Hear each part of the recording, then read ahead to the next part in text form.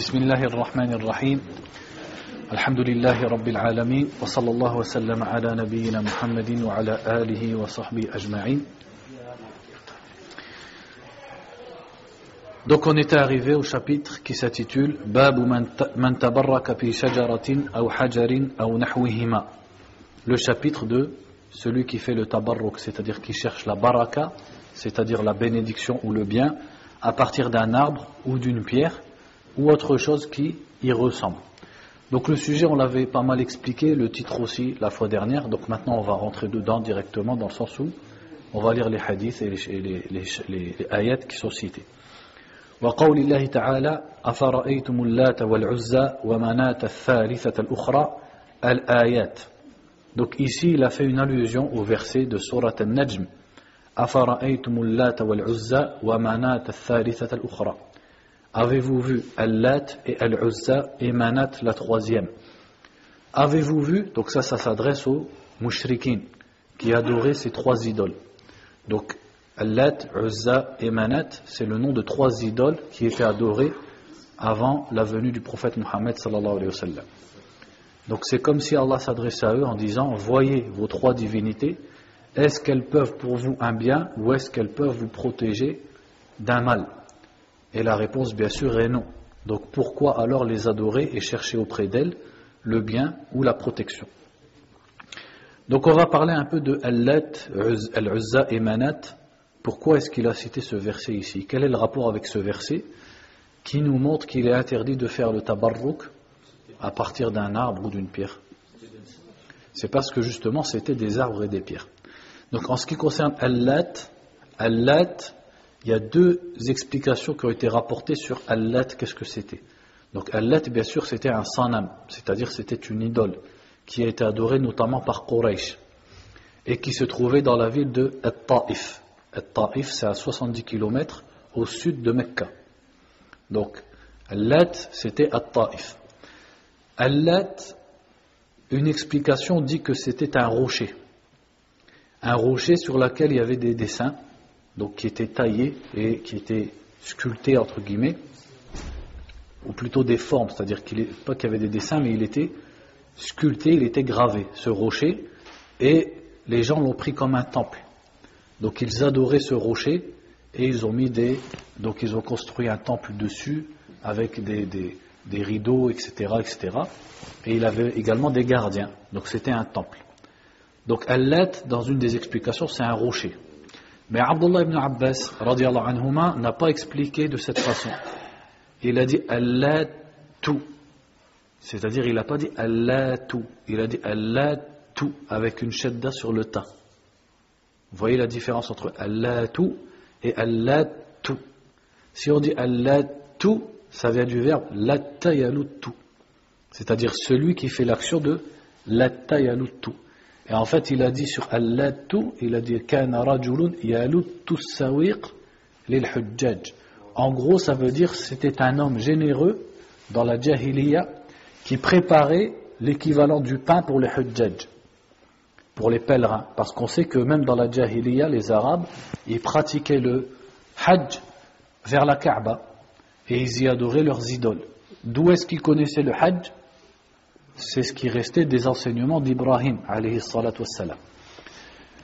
Donc c'était un homme qui était connu pour sa générosité envers les pèlerins dans la Jahiliya, et quand il est mort, les gens l'ont enterré et se sont mis à l'adorer. En réalité, est-ce qu'il y a une contradiction entre les deux paroles? Il n'y a pas de contradiction. En fait, Al-Lat, c'était un homme, un rajul salih, qui faisait preuve de générosité envers les pèlerins. Quand il est mort, les Arabes l'ont enterré, et également ils ont sculpté donc sur sa tombe un rocher, un sanam. Et donc ils adoraient le sanam, mais ce qui était voulu derrière, c'était l'homme qui était adoré en dessous. Donc ça c'est pour Al-Lat. Et Al-Uzza, c'était également une idole qui était située entre Mecca et At-Ta'if, donc dans le sud de Mecca, sur le chemin du sud. Et c'était un arbre sur lequel ils avaient fait un genre de temple, c'est-à-dire c'était un arbre, mais il l'avait entouré avec des tissus, et également elle avait un gardien, ou plutôt même des gardiens. Donc ça c'était Al-Uzza. Et on peut se souvenir dans la Sira, qu'est-ce que Abu Sufyan, radiallahu anhu, avant qu'il se convertisse, qu'est-ce qu'il a dit après Uhud? Lana al-Uzza wa la Uzza lakum. Il a dit aux musulmans, nous avons l'Uzza avec nous, et vous n'avez pas de Uzza. C'est-à-dire, ils se vantaient de leur divinité, de leur sanam qui s'appelait Al-Uzza. Or, Al-Uzza, c'était un arbre. Al-Uzza, c'était un arbre qu'ils adoraient en dehors d'Allah subhanahu wa ta'ala. Et pour l'histoire, le prophète sallallahu alayhi wa sallam, quand il a conquis Mecca, qui il a envoyé pour détruire Al-Uzza? Khalid ibn al-Walid, radiallahu anhu. Donc quand Khalid ibn al-Walid est arrivé, il a détruit ce qu'il y avait autour, il a coupé l'arbre. Mais quand il est revenu au prophète sallallahu alayhi wa sallam, il lui a dit « Ma fa'alta shay'an » tu n'as rien fait. Il lui a dit de retourner.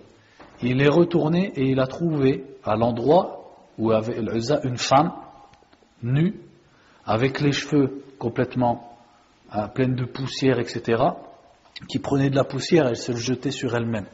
En fait, c'était une genre de sorcière.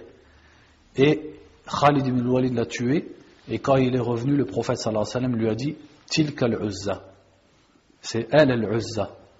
Est-ce que ça veut dire que depuis des centaines d'années, c'est cette femme qu'ils adoraient?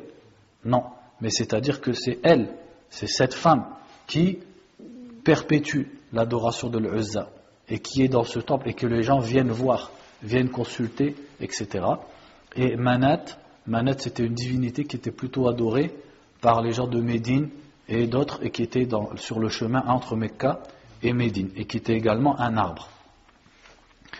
Donc qu'est-ce qu'il veut nous dire ici? C'est que Quraysh adorait des hommes pieux qui étaient enterrés, et également ils adoraient des pierres et des arbres. Et avec le hadith qu'il a cité, on va mieux comprendre. Donc il a dit وعن أبي واقد الليثي رضي الله تعالى عنه. Donc Abu Waqid, qui c'est? Il a dit اسمه الحارث بن عوف صحابي مشهور أسلم قبل الفتح وكان يحمل لواء بني ليث وضمرة وسعد بن بكر يوم الفتح وخرج إلى مكة فجاور بها سنة ومات سنة 68 للهجرة وله 85 سنة.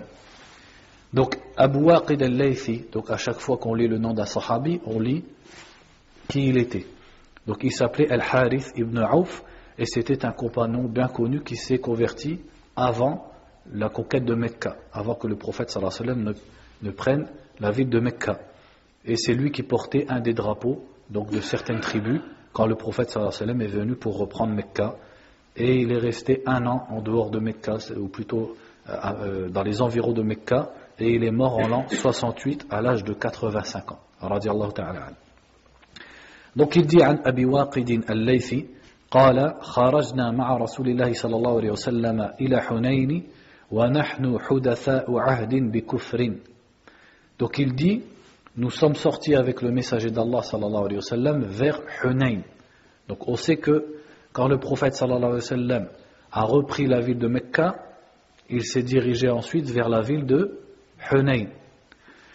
Donc on sait également que l'armée du prophète sallallahu alayhi wa sallam, quand il est parti vers Hunayn, sa situation c'était pas la même que quand il a participé par exemple à Badr ou à Uhud. Il y avait plus de monde.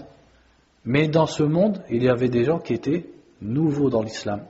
Donc il a dit وَنَحْنُ حُدَثَاءُ عَهْدٍ بِكُفْرٍ, c'est-à-dire nous étions nouvellement convertis à l'islam.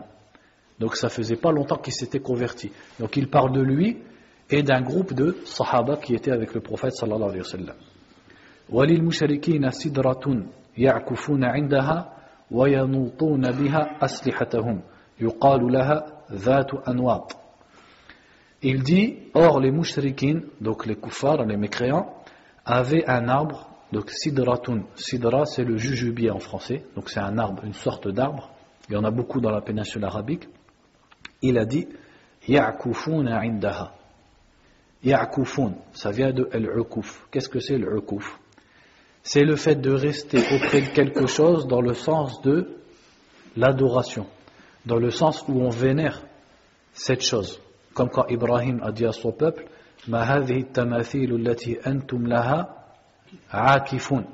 Pourquoi? Parce que le peuple d'Ibrahim, ils avaient des statues, et ils restaient auprès de ces statues, ils se prosternaient pour ces statues, ils les adoraient, etc. Donc lui ici, il a dit, يعكفون عندها. C'est-à-dire que les mouchriquines avaient un arbre qui était connu dans le chemin de Mecca vers Hunayn, et ils adoraient cet arbre, et ils avaient l'habitude de rester à côté de cet arbre. Et il a dit yanutuna biha aslihatahum. Yanutun, ça veut dire yu'alliqun. Ils accrochaient leurs armes à cet arbre. Est-ce qu'ils accrochaient leurs armes sans raison? Non, c'était en espérant quelle chose? La baraka, la bénédiction. C'est-à-dire qu'ils prenaient leur sabre par exemple, et ils les accrochaient sur cet arbre, en espérant que ça allait leur donner de la chance et de la baraka, etc. dans leurs armes et dans leur guerre. Il dit, cet arbre s'appelait Zatu Anwat. Qu'est-ce que ça veut dire en fait en arabe, Zatu Anwat? Anwat, voilà, Anwat, c'est des choses qui sont accrochées. Donc Zatu Anwat, c'est-à-dire l'arbre qui a des trucs accrochés, c'est ça que ça veut dire. C'est-à-dire c'est l'arbre qui était connu pour avoir des choses qui pendent, qui sont accrochées à cet arbre. Vous avez un Zatu Anwat ici, versatamment.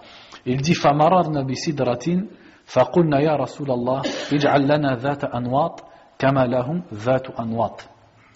Donc il dit plus tard, nous sommes passés à côté d'un autre jujubier, un autre arbre, et nous avons dit, ô messager d'Allah, donne-nous un Zatu Anwat comme eux ont un Zatu Anwat. C'est-à-dire, ils ont dit au prophète sallallahu alayhi wa sallam, et lui ont demandé, donne-nous un arbre, désigne-nous un arbre auprès duquel on ferait la même chose qu'eux. C'est-à-dire, on va rester à côté et on va accrocher nos armes à cet arbre et on va en profiter. Ça va nous donner de la baraka, ça va nous donner du bien, etc. فقال رسول الله صلى الله عليه وسلم الله أكبر إنها السنن. Donc le prophète a répondu Allahu Akbar. Et dans une autre version du hadith, il a dit Subhanallah. Donc ici, quand il dit Allahu Akbar, c'est dans quel sens? C'est l'inkar. C'est-à-dire, c'est pour réprimander ce qu'ils viennent de dire. C'est pour les blâmer. Et dans une autre version, il a dit Subhanallah. C'est-à-dire pour glorifier Allah Azza wa Jal par rapport à ce qu'ils viennent de dire. Il leur a dit Inna as-sunan. As-sunan, c'est le pluriel de sunnah. Mais le mot sunnah en arabe, qu'est-ce qu'il veut dire à la base? Une tradition, c'est-à-dire quelque chose qui est fait de façon habituelle. Une aada, par exemple. Aada, sunnah, c'est le même sens. Comme quand le prophète a dit, sallallahu alayhi wa sallam, dans un hadith, Man sanna fil islami sunnatan hasana, kana lahu ajruha, wa ajru man amila biha min ba'dihi, min ghayri an yanqusa min ujurihim shay'an. ومن سن في الإسلام سنة سيئة كان عليه وزرها ووزر من عمل بها من بعده من غير أن ينقص ذلك من أوزارهم شيئا. Donc il a dit sallallahu alayhi wa sallam, pour qu'on comprenne le mot sunna dans la langue arabe, qu'est-ce qu'il veut dire? Pas dans le din. Dans le din, sunna, on sait ce que c'est. Mais dans la langue arabe, sunna veut dire une habitude. Donc le prophète a dit sallallahu alayhi wa sallam dans ce sens, celui qui instaure dans l'islam une bonne sunna, c'est-à-dire une bonne habitude, il aura la récompense de cette chose et de ceux qui la pratiquent après lui sans que ça ne diminue leur récompense. Et celui qui instaure dans l'islam une mauvaise sunna, c'est-à-dire une mauvaise habitude que les gens vont faire après lui, il aura le péché de cette pratique et de ceux qui le font après lui sans que ça en enlève quoi que ce soit de leur péché.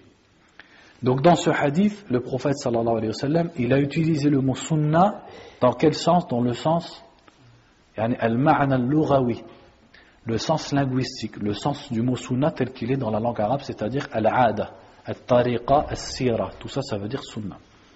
Alors que quand il a dit par exemple alaykum bi sunnati wa sunnati al-khulafa ar-rashidin, je vous recommande ma sunna et celle de mes successeurs bien guidés. Ici, un mot sunna veut dire la tradition, mais plus spécifiquement, la tradition prophétique, celle du prophète. Donc quand on dit al-kitab ou as-sunna, quand on parle de as-sunna, c'est l'habitude de qui? Du prophète Mohammed sallallahu alayhi wa sallam, c'est-à-dire sa religion et ses enseignements. Donc il a dit, inna as-sunan, voici les traditions. Voici les sunan, c'est le pluriel de sunna. Quand il dit voici les traditions, c'est les traditions de qui? Donc en fait c'est les traditions de Ahlul Kitab et des Mushrikines qui sont passés auparavant. C'est comme s'il leur avait dit ce que vous venez de dire, c'est quelque chose que les peuples avant vous ont dit. Et c'est une erreur dans laquelle les peuples tombent toujours.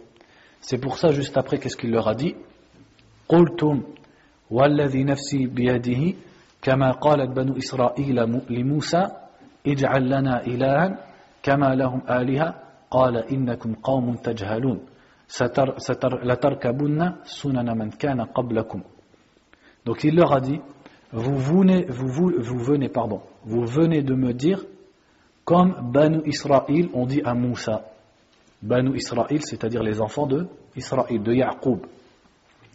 On dit à Moussa, et là il a cité le verset du Coran. Quand les Banu Israël ont dit à Moussa, Ij'al lana ilahan kama lahum aliha. Donne-nous un Dieu comme ils en ont un. En parlant de qui? Ils sont passés à côté d'un peuple quand ils se sont sauvés de Pharaon. Et ils sont passés à côté de gens qui avaient des statues. Et ils avaient l'ijl, c'est-à-dire un veau. Non, c'est eux, ils ont voulu l'ijl. Mais quand ils ont vu les gens, ils n'avaient pas l'ijl. C'est eux après qui ont fait l'ijl, avec la poussière, etc., avec Samiri. Mais ils sont passés à côté de gens qui avaient asna'amin, qui avaient des statues. Et qu'ils adoraient. Donc c'est-à-dire des dieux matériels, des objets. Donc Banu Israël, quand ils ont vu ça, ils ont dit à Moussa, donne-nous des dieux comme eux. C'est-à-dire nous aussi on veut un Dieu matériel, devant lequel on se prosterne, etc., etc. Donc ici le prophète sallallahu alayhi wa sallam, en fait il a comparé, quand les sahaba ont demandé un arbre pour la baraka, etc., il a comparé ça à Banu Israël quand ils ont demandé une idole. Qu'est-ce que ça veut dire? Ça veut dire que prendre un arbre ou un objet, n'importe lequel, et le vénérer, et penser qu'il nous donne la baraka, etc., eh bien en vérité c'est en faire un ilah. C'est en faire une idole. C'est l'associer à Allah subhanahu wa ta'ala. Comme Banu Israël ont demandé une idole. Pourquoi? Parce qu'il a comparé les deux demandes. Et ensuite il a dit, La tarkabunna sunana man kana qablakum. Vous allez faire les traditions de ceux qui vous ont précédés. Et dans un autre hadith, il y a beaucoup de hadiths dans ce sens. Comme quand le prophète a dit sallallahu alayhi wa sallam, La tarkabunna sunana man kana qablakum hadwa al-qudhati bil-qudha. Il a dit, vous allez suivre les voies de ceux d'avant comme les arcs sont alignés. Al-qudha bil-qudha. C'est-à-dire quand quelqu'un il tire à l'arc. Il a une boîte dans son dos, un récipient, je ne sais pas comment on dit, où il met ses arcs. Et ces arcs, ils sont alignés. Il n'y en a pas un qui dépasse l'autre. Parce que celui qui va fabriquer les flèches, il les fait toutes de la même taille. Donc quand il les met dans son, je ne sais pas comment on dit, dans son carquois, les flèches, elles sont toutes de la même taille. Donc il a dit, vous allez les suivre comme les flèches, elles sont alignées. C'est-à-dire les mêmes erreurs qu'ils ont fait, vous allez les faire. Et il a même dit, Hatta law dakhalu hujra dabbin la dakhaltumuhu. Si ils rentrent, c'est-à-dire si les peuples d'avant étaient entrés dans le terrier d'un lézard, vous allez y entrer. C'est-à-dire que dans les moindres détails, toutes les erreurs qu'ils font, vous allez les refaire. Donc ici, et les sahaba lui ont dit, Al-Yahudu wa-Nasara, ça veut dire quoi? A comme ça. En fait, c'est A qui veut dire est-ce que plus le alif de Al-Yahud. Quand on met les deux collés, comment on écrit alif avec al-hamza al-mamdouda, c'est-à-dire qui ressemble à une vague, pour faire A long. Donc il a dit Al-Yahud wa Nasara, c'est-à-dire est-ce que tu veux dire les juifs et les chrétiens? Et il a répondu Faman. Ça veut dire quoi Faman? Fa illam yakunu haula faman. Ça veut dire si c'est pas d'eux que je vous parle, alors de qui? Pour dire oui, je vous parle des juifs et des chrétiens. Donc le prophète sallallahu alayhi wa sallam, comme ici, dans plusieurs occasions, il a prévenu la Ummah contre le fait d'imiter les kuffars qui les ont précédés et faire les mêmes erreurs qu'eux. Et quand on regarde Allah subhanahu wa ta'ala dans le Coran, il nous a beaucoup parlé des peuples qui nous ont précédés, les peuples de Shu'aib, de Lot, etc. Mais quel est le peuple dont il nous a le plus parlé? Banu Israël. Maintenant, si tu regardes malheureusement beaucoup des musulmans, qu'est-ce qu'ils retirent des histoires qui sont des peuples précédents qui sont dans le Coran? Ils lisent et à la fin ils disent ah Banu Israël, hein, etc. La'natullah alayhim, etc. Mais après dans sa pratique, dans ses paroles, dans ses croyances, eh ben, il imite Banu Israël sans s'en rendre compte. Il fait plein de choses que Banu Israël ils ont fait. Donc en réalité, Allah Azza wa Jal, s'il nous a cité tant de choses sur Banu Israël, c'est parce que Banu Israël, c'était des gens qui avaient des prophètes et qui ont suivi les prophètes. C'est pas comme le peuple de Shu'aib, le peuple de Lot, le peuple d'Ibrahim, eux ils ont rejeté leurs prophètes. Banu Israël, c'était des croyants, ils suivaient les prophètes. Ils ont suivi Moussa, etc. Et également Banu Israël, ils étaient connus pour avoir reçu un livre. Ils ont reçu le Taurat. Mais ils ont commis beaucoup d'erreurs, et beaucoup d'erreurs qui étaient carrément du kufr, vis-à-vis de leurs prophètes et vis-à-vis de leur Taurat. Donc c'est comme si Allah nous disait, vous également vous avez un prophète auquel vous avez cru, qui est Muhammad sallallahu alayhi wa sallam. Et également vous avez un livre qui est le Coran. Donc ne faites pas les mêmes erreurs que eux ont fait avec Moussa et avec Taurat. C'est quoi les erreurs qu'ils ont fait? Ben on peut y aller, il y en a énormément qu'Allah a cité dans le Coran. Yuharrifuna al-kalima an mawadhi'ihi, par exemple. C'est-à-dire ils détournent le sens des mots qui étaient dans le Taurat. Le Taurat disait quelque chose, mais eux, ils le détournaient. Ou alors, wa taktumul haqqa wa antum ta'lamun. Vous détournez la vérité, vous cachez la vérité alors que vous savez. Comme quand quelqu'un il avait fait la fornication parmi les juifs à l'époque du prophète sallallahu alayhi wa sallam, ils sont partis voir un rabbin, qu'est-ce qu'il a fait? Il a mis sa main sur les versets de la Taurat qui disaient qu'il fallait lapider le fornicateur. Et il a dit qu'il fallait les fouetter, etc. Donc il a caché, donc il cachait. Également, qu'est-ce qu'Allah leur a reproché? Atu'minuna bi ba'd al-kitab wa takfuruna bi ba'd. Allah a dit ça à qui? À Banu Israël. C'est-à-dire ils suivent une partie du Coran, ou plutôt de At-Tawrat, une partie de ce que Moussa a dit, mais ils rejettent une autre partie, alors qu'ils sont censés suivre tout. Et quand tu regardes les musulmans, beaucoup d'entre eux c'est la même chose. Ils suivent une partie du Coran, mais ce qu'ils n'aiment pas, ils le rejettent. Ils suivent une partie de la sunna, ils l'acceptent, mais la sunna, si elle contredit leurs idées, ou leurs habitudes, ou leurs traditions, ou leur groupe, etc., ils ne la prennent pas. Comme les Yahoud, ils ont fait avec Taurat. Également, Allah Azza wa Jal, il leur a reproché ittakhadhu ahbarahum wa ruhbanahum arbaba min dunillah wal masih ibn Maryam. Il leur a reproché de prendre les hommes comme des dieux en dehors d'Allah. C'est-à-dire, ils exagéraient vis-à-vis de leur rabbin, au point où, si le rabbin dit halal, c'est halal. S'il dit haram, c'est haram, même si ça contredit la Torah. Et tu trouves chez le musulman la même chose, de s'accrocher à des hommes et de les prendre comme des références. S'il dit halal, c'est halal, s'il dit haram, c'est haram. Même s'il contredit le livre d'Allah ou la parole du prophète sallallahu alayhi wa sallam. C'est les mettre au-dessus du prophète sallallahu alayhi wa sallam.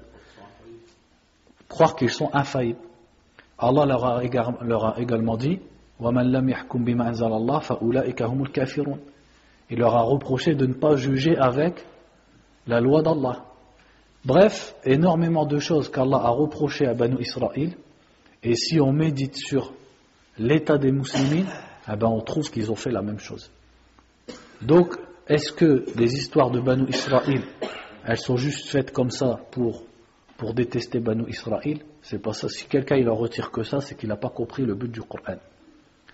Ce qu'il faut en retirer, c'est comprendre comment on doit agir vis-à-vis du Coran et comment on doit agir vis-à-vis du prophète sallallahu alayhi wa sallam, et ne pas tomber dans les mêmes erreurs vis-à-vis d'Allah, du Coran et du prophète sallallahu alayhi wa sallam que ce qu'ont fait Banu Israël, et vis-à-vis également des salihin.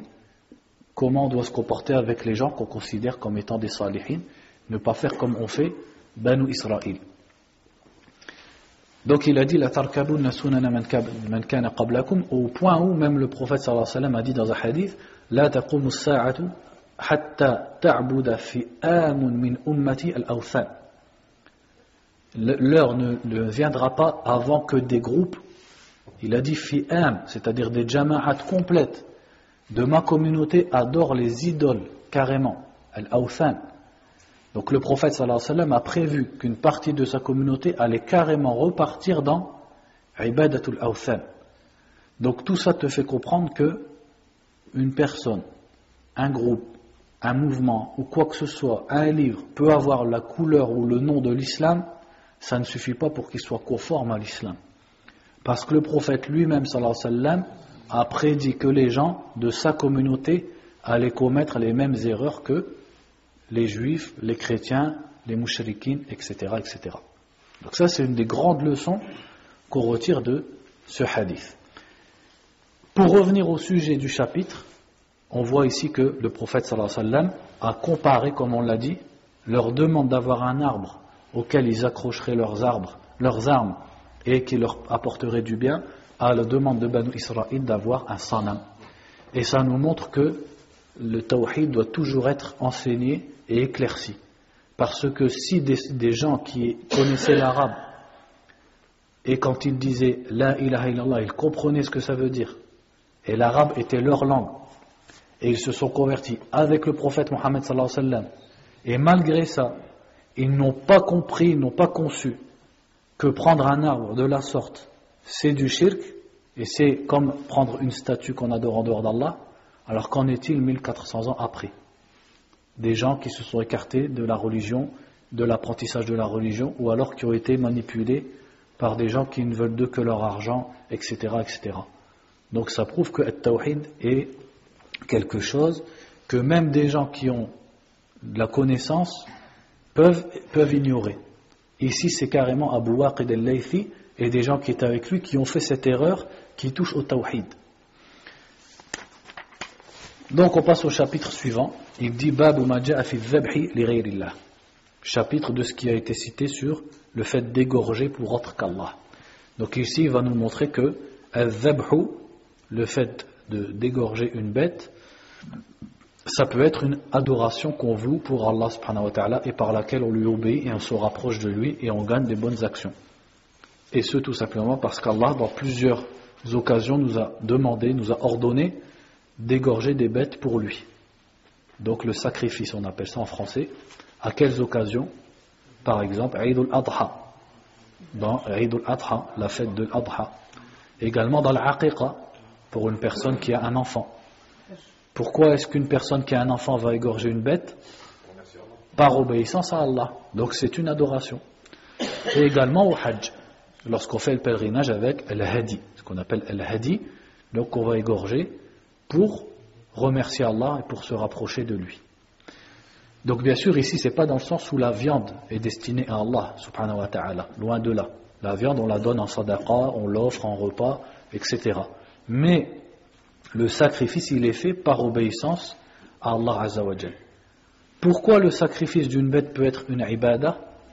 Ben justement c'est parce qu'en français ça porte bien son nom, c'est un sacrifice. C'est-à-dire que la personne elle va sacrifier une bête qui lui a coûté de l'argent et qui représente une richesse et elle va faire cet effort de la sacrifier juste parce qu'Allah subhanahu wa ta'ala lui a ordonné, alors qu'elle aurait pu se la consacrer pour elle-même, soit pour son lait, soit pour sa viande, etc. Mais par obéissance à Allah, elle va l'égorger et prononcer le nom d'Allah subhanahu wa ta'ala, prononcer la grandeur d'Allah et la donner aux pauvres, aux voisins, etc., etc. Donc ça c'est le dhabh qui peut être une adoration. Donc on en comprend que, puisqu'on avait expliqué depuis le début ce que veut dire le shirk, que si quelqu'un venait à pratiquer ça pour autre qu'Allah, eh bien il aura adoré cette chose et il l'aura associé à Allah subhanahu wa ta'ala, comme malheureusement beaucoup de gens y font, même dans le monde musulman. Donc qu'on le voit en dehors du monde musulman, c'est pas étonnant. Comme ils égorgent pour leurs idoles, comme les hindous ils le font, ou d'autres religions, les païens, etc. Ça c'est quelque chose qui ne nous étonne pas. Par contre ce qui nous étonne, c'est de voir ça qui est pratiqué dans les pays musulmans. Et ne croyez pas que c'est quelque chose qui n'existe plus. C'est quelque chose qui existe de l'ouest jusqu'à l'est du monde musulman. Les gens prennent des poulets, des moutons, etc. et les égorge, soit pour les djinns, soit pour les mausolées, soit pour les salihin. Donc ils vouent des adorations à ces choses-là en dehors d'Allah subhanahu wa ta'ala, en espérant que ces choses-là leur ramènent du bien ou les protègent, ou soient des intercesseurs entre eux et Allah, exactement comme le pratiquait Quraysh avant l'islam. Également, il faut savoir que al-dhabh peut être quelque chose qui n'est pas vraiment une ibada, ou qui n'est pas du tout plutôt une ibada, mais qui est simplement une aada, un acte de la vie quotidienne. C'est quoi? C'est la personne qui va égorger une bête pour manger, tout simplement. Et il peut en découler des hasanat, comme si elle le fait pour inviter des gens, pour honorer ses invités. Donc là, c'est pas une ibada. Si quelqu'un il a un poulet chez lui, il l'égorge pour le manger, ça c'est pas une ibada. Parce qu'il ne le fait pas en répondant à un ordre d'Allah pour se rapprocher d'Allah. Il le fait simplement pour manger. Même si ça comporte quand même des règles. Et Allah subhanahu wa ta'ala a différencié entre la bête qui est licite et la bête qui est illicite par des règles. Quelles sont ces règles? C'est le fait de faire couler son sang. Et la deuxième c'est وَلَا تَأْكُلُوا مِمَّا لَمْ يُذْكَرِ اسْمُ اللَّهِ عَلَيْهِ, de prononcer le nom d'Allah subhanahu wa ta'ala en disant Bismillah lorsqu'on va égorger cette bête. Donc là, c'est pas une ibada, ça c'est autre chose. Par contre, les savants, quand ils expliquent ce chapitre, ils attirent l'attention sur une erreur qui est pratiquée dans certains pays musulmans, surtout chez les bédouins. C'est que quand ils reçoivent quelqu'un d'important, et il est connu, et ça fait partie du bon comportement et de la générosité des musulmans, c'est que quand quelqu'un y vient chez eux exceptionnellement, ils vont égorger un mouton par exemple, ou une chèvre, ou carrément si c'est une tribu, ils vont égorger un bœuf pour honorer leurs invités, pour leur servir à manger. C'est-à-dire qu'ils vont tuer ce qu'ils ont de mieux, parce que les vaches, les moutons, etc., c'est pas quelque chose de bénin. Mais l'erreur qui est pratiquée parfois, c'est que par exemple, un roi, ou un ministre, ou un chef de tribu, il arrive comme ça chez une tribu, et les gens de la tribu ramènent la bête devant lui, et l'égorgent devant lui. Donc là, soit ça tombe dans l'adoration, ou soit ça ressemble à l'adoration qui est vouée pour autre qu'Allah subhanahu wa ta'ala. Car le but normalement qu'il y a dans ça, c'est la nourriture qu'on va lui servir. On va l'honorer par la nourriture qu'on lui sert. Donc il n'a pas besoin qu'on égorge la bête devant lui, ni quoi que ce soit. Mais par exagération, dans le fait d'honorer l'invité, ils vont parfois jusqu'à égorger la bête devant lui. Donc là, ça peut tomber dans le shirk, parce que ça devient égorger une bête pour honorer et grandir cette personne. Donc lisons maintenant, une fois qu'on a fait l'explication, donc on va lire les textes qui sont cités, et ça va aller tout seul. Donc il dit, rahimallahu ta'ala, wa qawlullahi ta'ala, قل إن صلاتي ونسكي ومحياي ومماتي لله رب العالمين لا شريك له وبذلك أمرت وأنا أول المسلمين. Donc il cite ici le verset qui dit قل, donc dis au Muhammad, inna salati, donc certes ma salat, ma prière, wa nusuki, mais nusuk, qu'est-ce que c'est un nusuk ici justement? Abdullah ibn Abbas, un nusuk ça englobe toutes les ibadat. Mais Abdullah ibn Abbas radiyallahu anhuma a expliqué ce mot ici en disant dhaba'ihi, c'est-à-dire les bêtes que je sacrifie. Donc mes prières et mes sacrifices. Wa mahyaya, et ma vie, wa mamati, et ma mort, lillahi rabbil alamin, soit pour Allah le Seigneur de l'univers, la sharika lahu, sans qu'il n'ait d'associé. Et c'est cela qui m'a été ordonné et je suis le premier des musulmans. Qu'est-ce que ça nous montre? Justement, que comme la salat ne doit être vouée qu'à Allah subhanahu wa ta'ala, de la même façon un nusuk ne doit être voué, c'est-à-dire les sacrifices ne peuvent être voués qu'à Allah. Et que donc celui qui viendrait à le vouer à autre qu'Allah, eh bien sera tombé dans al-shirk et sera devenu mushrik par son acte, parce qu'il aura voué une adoration alors que l'adoration est le droit exclusif d'Allah subhanahu wa ta'ala. Wa qawluhu fasalli li rabbika wanhar. Il a cité l'autre verset qui dit dans la sourate Al-Kawthar, fasalli li rabbika wanhar, prie pour ton Seigneur et inhar, c'est-à-dire sacrifie. An-nahar à la base, c'est le mot qu'on utilise pour désigner la façon dont on tue le chameau, parce que le chameau on l'égorge pas, on lui fait an-nahar. Non, on ne lui jette pas une flèche. La flèche c'est pour saïd. La flèche c'est dans les animaux de chasse. comme un, je sais pas, un chevreuil, un cerf, etc., ou les oiseaux, en gros, il se poignarde, c'est-à-dire qu'on lui enfonce l'équivalent d'un poignard ou d'une pointe ici. Donc le chameau, ça s'égorge pas. On appelle ça un nahar. Donc Allah a dit fasalli li rabbika wanhar. Prie pour ton Seigneur, c'est-à-dire prie ton Seigneur et sacrifie. Donc qu'est-ce qu'il nous montre cette ayah? Qu'est-ce qu'elle nous montre? C'est que Allah subhanahu wa ta'ala a cité ensemble la salat et le sacrifice. Ce qui montre que tous les deux sont des adorations et que donc tous les deux doivent être faites et vouées pour Allah subhanahu wa ta'ala. Et cette ayah, beaucoup de savants disent qu'elle parle en fait de l'Eid. Fasalli li rabbika, c'est-à-dire salat al-Eid wanhar, parce que le jour de l'Eid on va prier salat al-Eid et ensuite on va sacrifier sa bête. وعن علي رضي الله تعالى عنه قال حدثني رسول الله صلى الله عليه وسلم بأربع كلمات قال لعن الله من ذبح لغير الله لعن الله من لعن والديه لعن الله من آوى محدثا لعن الله من غير منار الأرض رواه مسلم. Ici, il a cité un hadith de Ali ibn Abi Talib radiallahu anhu qui est dans Sahih Muslim. Il a dit, le prophète sallallahu alayhi wa sallam m'a dit 4 paroles. Quand vous lisez ce genre de hadith, est-ce que ça veut dire que dans toute sa vie, Ali il a reçu que 4 paroles du prophète sallallahu alayhi wa sallam? Non.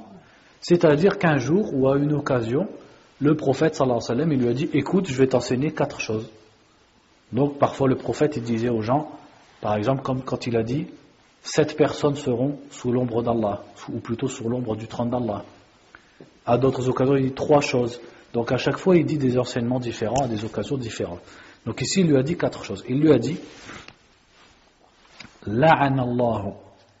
La'anallah, qu'est-ce que ça veut dire? Ab'adahullah, anir rahma.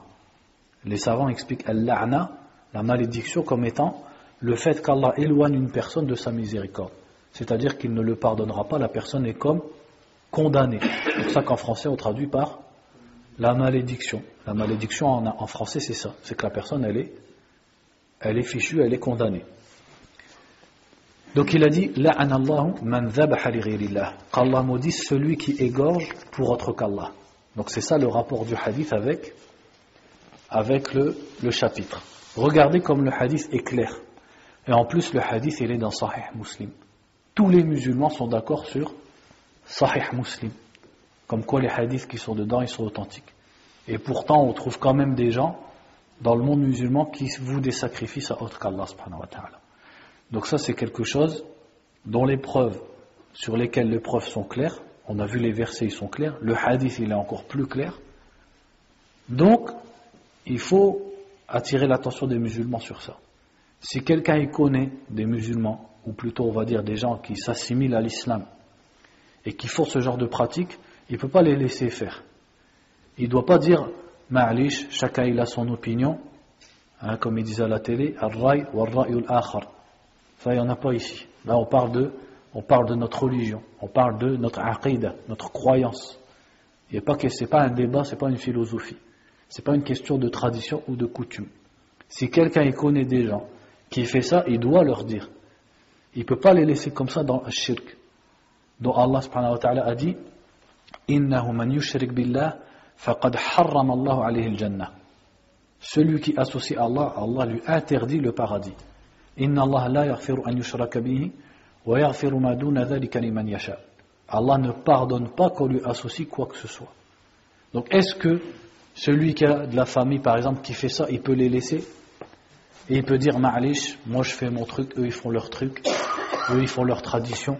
Il ne peut pas les laisser comme ça. Il doit faire ce qu'on appelle ad-da'wa, an-nasiha, iqamatul hujja, c'est-à-dire il doit leur faire le conseil, la da'wa, il doit leur accomplir sur eux la preuve d'Allah subhanahu wa ta'ala et leur transmettre la religion. Il ne peut pas les laisser comme ça. Alors que la première chose que les prophètes ils sont venus dire aux gens, u'budullah wajtanibu at-taghut. Adorez Allah et écartez-vous et délaissez at-taghut, c'est-à-dire les fausses divinités, les fausses adorations. Également, il y a une question ici qu'il faut soulever, c'est ce que certains musulmans ils pratiquent encore de nos jours, c'est que quand ils achètent une maison, pour emménager, qu'est-ce qu'ils font? Ils égorgent une bête, et des fois ça ne s'arrête pas là, c'est qu'ils prennent la bête et ils répandent le sang dans la maison. Ça également, ça c'est des pratiques de jahiliya. Est-ce que le prophète sallallahu alayhi wa sallam, Abu Bakr, Omar, est-ce que Omar ibn Abdel Aziz, est-ce que l'imam Malik, rahimahumullah ajma'in, est-ce qu'ils faisaient ça quand ils achetaient une maison, ils égorgeaient une poule et ils répandaient le sang? Ça c'est des trucs de kufr, ça, de jahiliya. Et à la base, les gens, pourquoi ils le faisaient? Ils le faisaient pour les djinns. C'est-à-dire que les gens, ils avaient peur des djinns, parce que quand tu achètes une maison, il peut y avoir des djinns dedans. Surtout si ça fait longtemps qu'elle n'est pas habitée. Donc les gens, par peur des djinns, qu'est-ce qu'ils font? Ils leur vouent une ibada, comme ça, en espérant que les djinns, ils les laissent tranquilles. Entre guillemets, comme on dit en français, ils montrent patte blanche aux djinns. C'est comme s'ils disaient aux djinns, nous on vous respecte, nous on vous vénère, on vous égorge une poule, on n'a rien fait, il ne faut pas nous embêter. Donc ils adorent les djinns pour demander leur protection. Et ça, Allah subhanahu wa ta'ala nous en parlait dans le Coran. وَأَنَّهُ كَانَ رِجَالٌ مِنَ الْإِنسِ يَعُوذُونَ بِرِجَالٍ مِنَ الْجِنِّ فَزَادُوهُمْ رَهَقًا. Il y avait des gens, donc les djinns ont dit ça au prophète sallallahu alayhi wa sallam. Il y avait des gens des hommes parmi les êtres humains qui cherchaient la protection auprès des hommes parmi les djinns. فَزَادُوهُمْ رَهَقًا. Donc les djinns n'ont fait qu'augmenter leur bassesse, leur humiliation, leur détresse. Et le prophète sallallahu alayhi wa sallam, on sait qu'avant l'islam, dans la jahiliya, donc les arabes faisaient beaucoup ça. Ils cherchaient la protection des djinns, quitte à leur vouer des sacrifices et des ibadat. Et quand ils étaient dans le désert en voyage et qu'ils voulaient camper, qu'est-ce qu'ils faisaient? Ils faisaient un campement et ils criaient A'udhu bi sayyidi hadha al-wadi min sufaha'i qawmihi. Ils criaient, je demande la protection du chef de cette vallée contre les idiots de son peuple. Qui c'est qui désignait par là? C'est-à-dire le chef des djinns, de la tribu des djinns qui habitait par là. Et le prophète sallallahu alayhi wa sallam, quand il est venu, qu'est-ce qu'il a dit aux musulmans? Man nazala manzilan faqal a'udhu bi kalimatillahi tammati min sharri ma khalaq lam yadurruhu shay'un hatta yartahila min manzilihi hadha. Celui qui descend dans un endroit, donc c'est valable aussi quand tu emménages, et qui dit a'udhu bi kalimatillahi tammat min sharri ma khalaq, c'est-à-dire je cherche protection auprès des paroles parfaites d'Allah contre le mal de ce qu'il a créé, rien ne lui fera du mal jusqu'à ce qu'il quitte cet endroit. Donc tu n'as pas besoin d'égorger un coq, tu n'as pas besoin de répandre du sang partout sur tes murs. Quand tu emménages, qu'est-ce que tu dis? Quand tu loues un hôtel sur l'autoroute, qu'est-ce que tu dis? Dans la chambre, a'udhu bi kalimatillahi tammati min sharri ma khalaq. Quand tu campes quelque part, si quelqu'un il doit camper, je ne sais pas s'il y a des accros au camping d'entre vous, qu'est-ce qu'il dit? A'udhu bi kalimatillahi tammati min sharri ma khalaq. Et il place sa confiance en Allah et rien ne va l'embêter. Les djinns ils ne pourront pas lui faire du mal, ils ne pourront pas l'approcher. Donc les gens, qu'est-ce qu'ils faisaient malheureusement? Par ignorance, eh bien, ils vouaient un sacrifice aux djinns pour que les djinns ne les embêtent pas. Et les gens, ils ont perpétué cette habitude. Donc il y a certaines personnes qui continuent de le pratiquer pour les djinns, et il y a d'autres personnes, ils le pratiquent simplement en imitant les autres. Quand ils le font, ils ne pensent pas aux djinns. Pour eux, ils sont juste en train d'égorger un coq, ils croient que ça ramène une baraka, une protection, etc., sans penser aux djinns. Mais de toute façon, c'est haram. Au minimum, c'est un acte qui est haram, qui est interdit.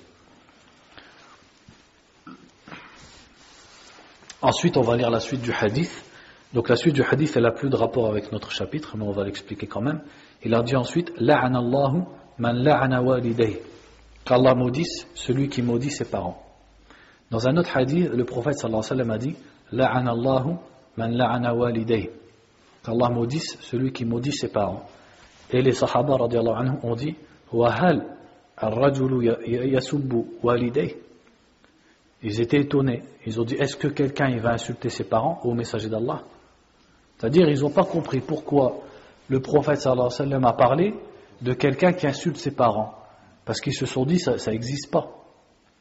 Tu peux dire par exemple qu'Allah maudisse celui qui insulte les parents de quelqu'un, mais qui insulte ses parents, ça n'existe pas.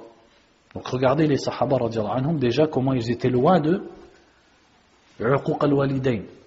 Parce que ça rentre même pas dans leur esprit que quelqu'un y va.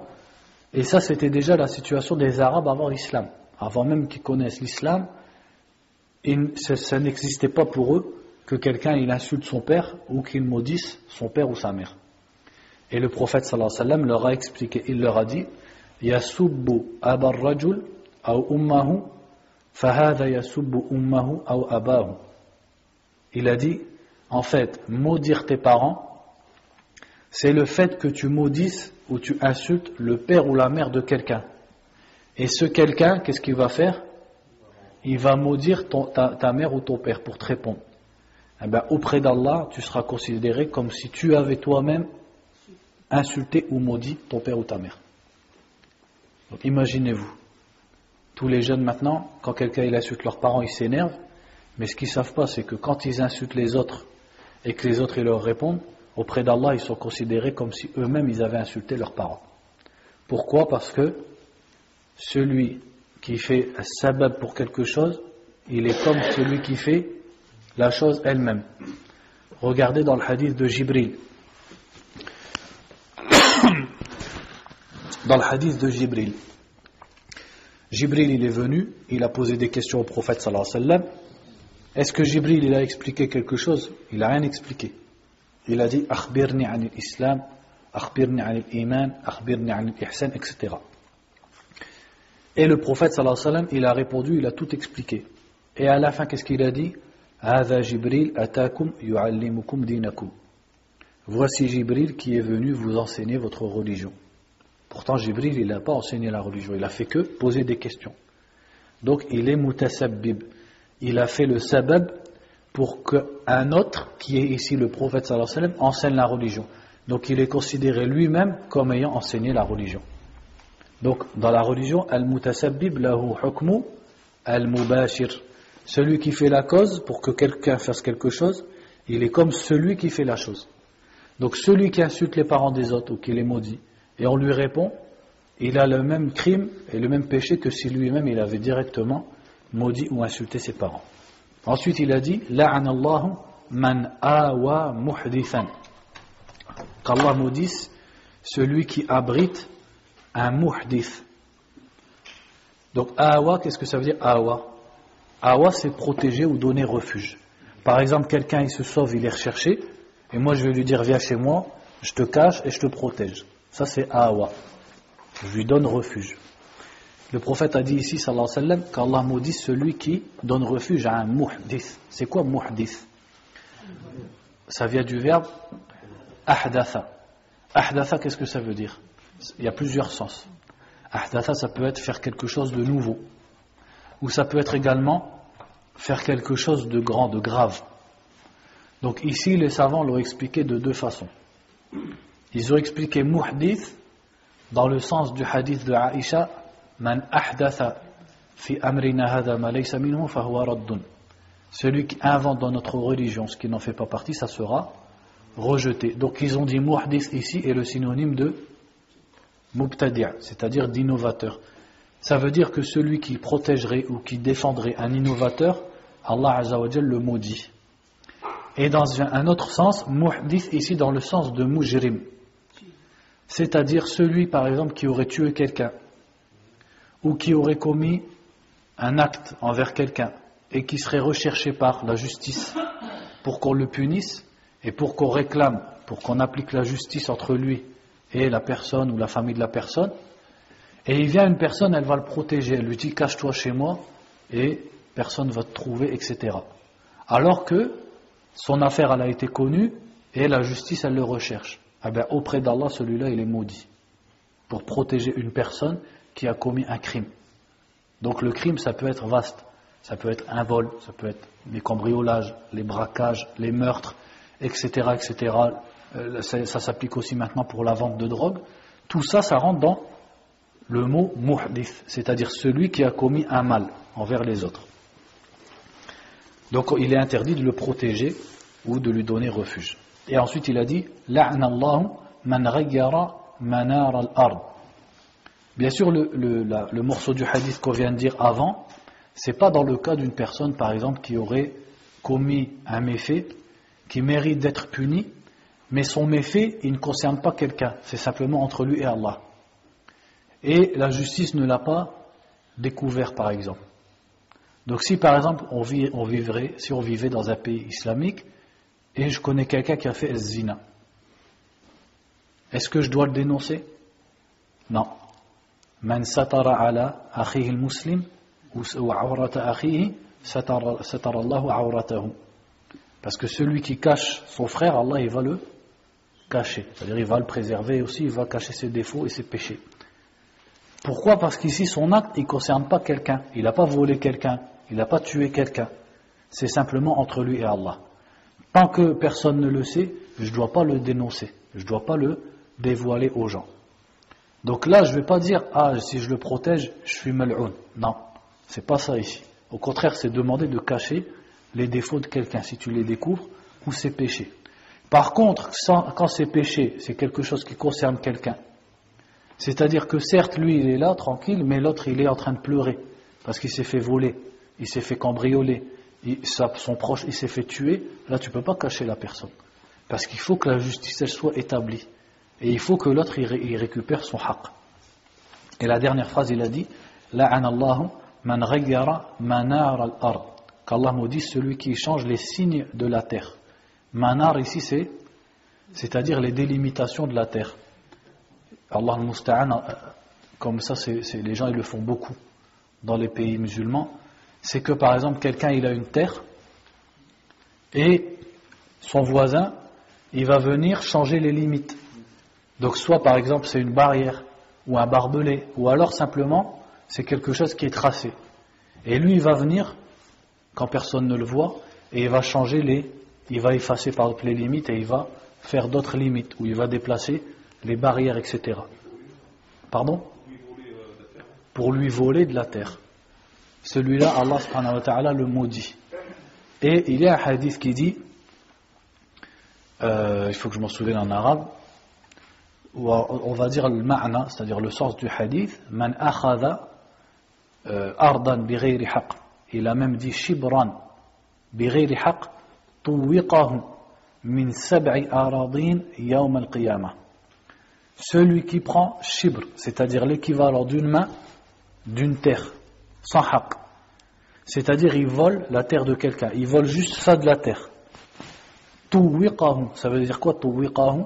C'est-à-dire ça lui sera accroché à son cou au jour du jugement min sab'i aradin, c'est-à-dire cette terre elle lui sera accrochée au cou, mais de quelle profondeur? Est-ce que c'est 10 cm, 20 cm? De cette terre, c'est-à-dire toute la terre qui est en dessous jusqu'à la 7e terre, ça lui sera accroché au cou au jour du jugement et il devra marcher avec pour se rendre là où les gens ils seront jugés. Alors imaginez-vous quelqu'un qui vole un champ, quelqu'un qui vole des terres complètes aux gens. Allah musta'an. Si ça c'est pour celui qui vole l'équivalent d'une main, il viendra avec et ça sera pendu à son cou au jour du jugement. Donc ici le prophète sallallahu alayhi wa sallam a maudit celui qui qui change les limites de la terre pour gagner la terre de quelqu'un. Ensuite il a cité un autre hadith ici. Ce hadith il n'est pas authentique. En réalité c'est pas la parole du prophète sallallahu alayhi wa sallam, mais c'est la parole d'un tabi'i, ou plutôt d'un sahabi. Donc on va le lire quand même. Il dit wa an Tariq ibn Shihab anna Rasulallah sallallahu alayhi wa sallam qal. Donc Tariq ibn Shihab c'était un sahabi, ou plutôt un mukhadram. Donc on va lire ici sa biographie. Il a dit huwa ibn Abdi Shams ibn Hilal ibn Auf al-Bajali al-Ahmasi Abu Abdillah. قال الحافظ رأى النبي صلى الله عليه وسلم وهو رجل. Donc Al-Hafidh ibn Hajar dit qu'il a vu le prophète sallallahu alayhi wa sallam, c'est-à-dire que ce serait un sahabi. وروى أبو داود والبغوي أنه قال رأيت النبي صلى الله عليه وسلم وغزوت في خلافة أبي بكر. Donc lui-même disait j'ai vu le prophète sallallahu alayhi wa sallam et j'ai participé aux batailles pendant le règne de Abu Bakr. وقال أبو داود رأى النبي صلى الله عليه وسلم ولم يسمع منه فروايته عنه مرسل صحابي وهو مقبول على الراجح توفي سنة 83. Il dit, Abu Daoud rahimahullah disait qu'en fait il a vu, donc Tariq ibn Shihab, il a vu le prophète sallallahu alayhi wa sallam mais il n'a pas entendu de hadith de lui. Donc quand il rapporte un hadith, ça sera quelle sorte de hadith? C'est un mursalu sahabi. Qu'est-ce que ça veut dire ça? C'est quoi un hadith mursal? On l'a déjà expliqué. Mursal en arabe, qu'est-ce que ça veut dire? Envoyé. Qu'est-ce qu'ils ont appelé un hadith mursal? C'est quand un tabi'i rapporte un hadith du prophète sallallahu alayhi wa sallam. Ils appellent ça mursal. Pourquoi? Parce que le tabi'i, justement, c'est un tabi'i. Donc il n'a pas entendu le hadith de la bouche du prophète sallallahu alayhi wa sallam. Soit entre lui et le prophète il y a un sahabi, ou soit il peut même y avoir d'autres tabi'in ou même plusieurs sahaba. Maintenant, qu'en est-il quand un sahabi rapporte un hadith qu'il n'a pas entendu du prophète sallallahu alayhi wa sallam? Ça il l'appelle mursal as-sahabi. Et celui-là, est-ce que ça joue sur son authenticité? Non. Pourquoi? Voilà, parce que as-sahaba kulluhum udul. Dans les sciences du hadith, tous les sahaba ils sont considérés comme des rapporteurs fiables. Donc, ça ne nous importe pas de savoir s'il l'a entendu directement du prophète sallallahu alayhi wa sallam ou s'il l'a entendu d'un autre sahabi. Dans les deux cas, on va l'accepter. Et beaucoup des hadiths, en vérité, ce sont ce qu'on appelle mursal sahabi. Par exemple, les hadiths de Abdullah ibn Abbas, les hadiths de Abdullah ibn Omar, beaucoup de hadiths d'Abu Huraira, etc. Il y en a beaucoup qui n'ont pas entendu du prophète sallallahu alayhi wa sallam, mais en vérité ils les entendaient de Omar, de Zayd ibn Thabit, de Abdullah ibn Mas'ud, etc. Mais quand il les rapportait, il disait directement le prophète a dit sallallahu alayhi wa sallam. C'était pas la peine qu'il cite l'intermédiaire. Donc ici il dit qu'en fait Tariq ibn Shihab c'est un sahabi, mais il n'a pas entendu de hadith. Donc à chaque fois qu'il rapporte un hadith, c'est un mursal ou sahabi. Donc de toute façon ça ne change rien. Donc il a dit, donc le prophète a dit sallallahu alayhi wa sallam, et en réalité, il vaudrait mieux dire, le prophète aurait dit, parce que comme je vous l'ai dit, le hadith il n'est pas sahih. دخل الجنة رجل في ذباب ودخل النار رجل في ذباب. Donc le hadith dit, un homme est entré au paradis à cause d'une mouche, et un homme est entré en enfer à cause d'une mouche. قالوا وكيف ذلك يا رسول الله. Donc les sahaba auraient dit, comment cela au messager d'Allah? قال, donc il a expliqué en disant مر رجلان على قوم لهم صنم لا يجاوزه أحد حتى يقرب له شيئا. Donc il dit en fait deux hommes étaient ensemble et ils sont passés auprès d'un peuple qui avait une idole et ils ne laissaient personne passer sans qu'ils ne sacrifient quelque chose pour leur idole. فقالوا لأحدهما قرب قال ليس لي عندي شيء أقرب قالوا قرب ولو ذبابا فقرب ذبابا فخلوا سبيله فدخل النار. Donc ils ont dit à l'un des deux hommes sacrifie, qarrib, c'est-à-dire vous quelque chose à notre idole. Et il a dit mais je n'ai rien à sacrifier. Et ils lui ont dit vous lui quelque chose ne serait-ce qu'une mouche. Alors il a pris une mouche et il l'a tuée en la vouant à cette idole. Alors ils l'ont laissé passer et Allah l'a fait rentrer en enfer. Donc juste à cause d'une mouche. Parce qu'il l'a sacrifié pour autre qu'Allah subhanahu wa ta'ala et il est rentré en enfer. Donc on voit que al-shirk, car cette histoire, même si ce n'est pas un hadith du prophète sallallahu alayhi wa sallam, en réalité c'est un sahabi qui a raconté cette histoire. C'est une histoire de Ahlul Kitab. C'est ce qu'on appelle, comment on appelle ça? Al-Isra'iliyat, c'est-à-dire les histoires de Banu Israël. Donc quelle est l'authenticité de cette histoire? Allahu A'lam. Même si on va voir que dans cette histoire il y a un détail qui contredit les fondements de la religion. Ensuite il a dit وَقَالُوا لِلْآخَرْ قَرِّبْ قَالَ مَا كُنْتُ لِأُقَرِّبَ لِأَحَدٍ شَيْئًا دُونَ اللَّهِ عَزَّ وَجَلَّ. Ensuite ils ont dit à l'autre vous quelque chose à notre idole, et il a dit moi je ne vaux rien à autre qu'Allah subhanahu wa ta'ala. فَضَرَبُوا عُنُقَهُ فَدَخَلَ الْجَنَّةِ. Alors ils lui ont coupé la tête et Allah l'a fait rentrer au paradis parce qu'il n'a pas voulu sacrifier quoi que ce soit pour autre qu'Allah. Rawahu Ahmed. Donc c'est rapporté par l'imam Ahmed. Qu'est-ce qui est contraire ici au fondement, comme je disais, de la religion? Normalement, quand on lit ce hadith, il y a quelque chose qui doit nous gêner. Comment on le menace de mort et il fait quelque chose sous la contrainte et Allah le fait rentrer en enfer? Alors que Allah subhanahu wa ta'ala a bien dit dans le Coran: Man kafara billahi ba'da imanihi illa man ukriha wa qalbuhu mutma'innun bil iman walakin man sharaha lil kufri sadran. Allah a bien dit dans le Coran que celui qui fait la mécréance alors qu'il a été contraint mais que son cœur est serein dans la foi, celui-là Allah n'en prend pas compte. Et ça c'est valable dans toutes les mukaffirat. C'est-à-dire si quelqu'un menace de mort une autre personne et lui dit par exemple, dit que Isa est le fils d'Allah, ou il lui dit prosterne-toi pour cette idole, etc. Et il le menace de mort, ou il menace de mort sa famille, ou la torture, alors qu'est-ce qu'il a le droit de faire? Il a le droit de le faire, tant que dans son cœur il reste mu'min. Donc la contrainte va faire qu'il ne sort pas de l'islam. Donc la contrainte c'est ce qu'on appelle un des mawani', une des choses qui empêche que la personne sorte de l'islam. Donc ici, la personne elle était contrainte puisqu'elle était menacée de mort. Donc elle ne mériterait pas de rentrer en enfer alors qu'elle était sous la contrainte. Sauf si on dit qu'au moment où il a tué la mouche pour l'idole, il l'a fait de plein cœur. Première chose, donc c'est comme ça qu'il faudrait comprendre le hadith. Ou alors, c'est que la contrainte, c'est une excuse que pour notre communauté, mais que dans les communautés précédentes, il n'était pas excusé pour la contrainte. Ce qui serait très dur. Mais certains savants ont dit ça. Certains savants ont dit al-ikrah, donc la contrainte, c'est une excuse dans notre communauté, mais les communautés d'avant, comme Banu Israël, ils n'avaient pas le droit de plier même sous la contrainte, même sous la menace de mort. Wallahu a'lam, ça c'est simplement une parole de savant. On va s'arrêter là parce qu'on a fait 1 heure, c'est déjà pas mal, comme ça on s'arrête pile sur un sujet.